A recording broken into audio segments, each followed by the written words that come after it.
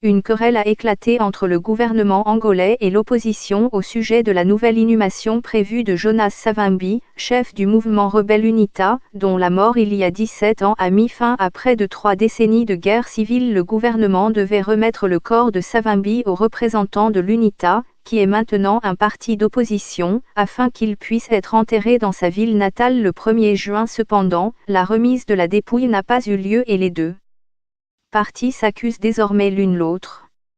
Le fils de Dos Santos libéré de prison en Angola, limogeage du patron de l'armée Helena Savimbi, l'une des filles du chef rebelle, a déclaré à l'AFP que le gouvernement ne respectait pas les accords.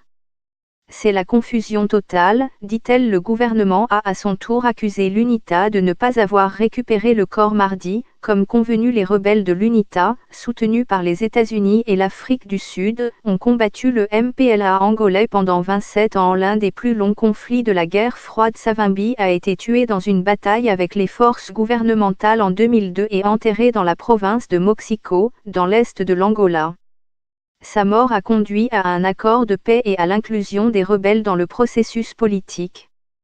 Angola, un journaliste jugé pour outrage au président Santos. Angola, l'ex-vice-président poursuivi à Lisbonne en tant que principal parti d'opposition. L'UNITA a fait campagne pour que Savimbi reçoive des funérailles dignes de ce nom. Le corps exhumé devait être remis mardi à Luna, la capitale de la province de Moxico, mais selon un porte-parole de l'UNITA, Alcide Sakala Simos, le gouvernement a changé le plan à la dernière minute, disant que le transfert aurait lieu à Quito et finalement Andulo, 2 villes du centre de l'Angola.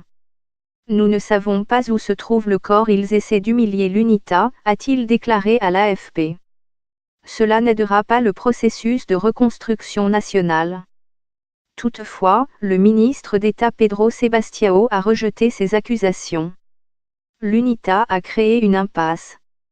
Il n'était pas présent à Luna comme prévu, a-t-il dit à l'AFP. En leur absence, nous avons laissé le corps dans une caserne militaire.